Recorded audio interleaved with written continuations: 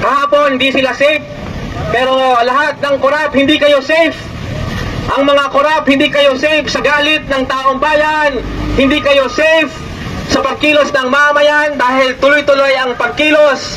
Papanagutin sila sa malawakang korupsyon sa ating bayan. Abolish pork barrel now! Abolish pork barrel now! Ikulong ang mga korap! Ikulong! Ikulong ang mga kurakot! Ikulong! Marcos, singilin! Ito po ay ilalagay natin sa gate ng Senado para ipakita simbolikong paglaban ng mamayan.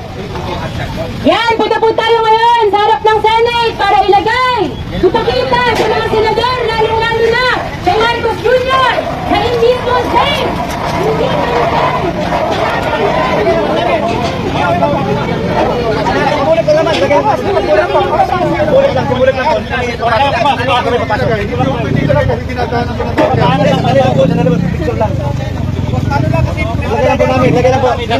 Dito sa kabila. Ilalagay po namin. Sandali lang po yan. Sandali lang po yan. Sandali lang po yan. Ilalagay po namin. Sandali lang yan.